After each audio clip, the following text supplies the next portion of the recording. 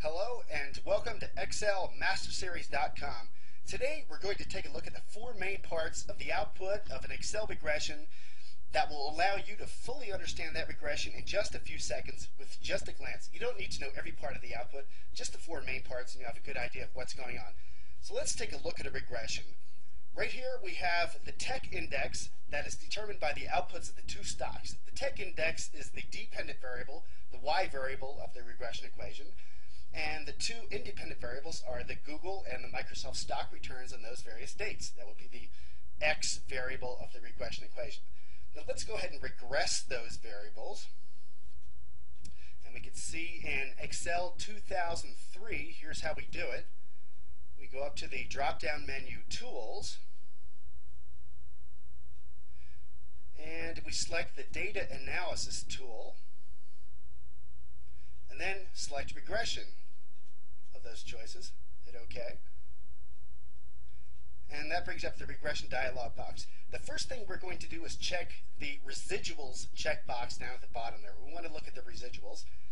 And then we're going to look at the input y range. That would be the dependent variable. And we're going to select the tech index, select all of the data along with the label, the tech index label. That's the dependent variable, the y variable. Now we're putting in the x variable range. That would be the Google and the Microsoft stocks along with the labels. And since we have the labels, we're going to check that box, and we're going to leave the 95% confidence interval box checked. That's standard.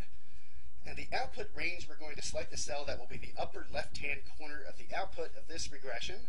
That will be cell 813. Hit OK and run the regression. We see that regression output starts in cell 813. And now, here's the output. And the first thing we're going to look at is the overall regression accuracy. And that can be determined by R-square and adjusted R-square. Now, R-square represents the percent of variance of the output variable, the tech index, that's explained by the variance of the input variables, the Microsoft and Google returns. And we see in this case, the R-square is 0.907. That means 90% of the variance of the output variable is explained by the variance of the input variable. Adjusted R-squared is typically quoted more than R-squared because it's usually more conservative. And whenever you add a new input variable, adjusted R-square only increases if that new input variable increases the predictive power of the regression equation. R-square will always increase when you add a new variable.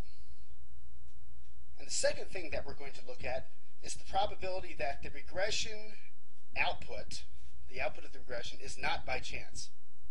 And that would be shown by the significance of f of the regression.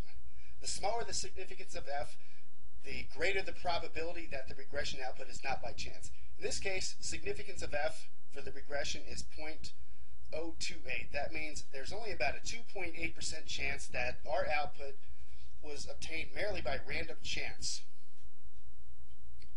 And the third part of this regression output that we're going to take a look at is the reliability of the regression line's coefficients and the y-intercept. That would be determined by the p-values of each. And we can see at the bottom of the chart, the p-values are in purple, and the intercept and the coefficients of the two variables are in yellow.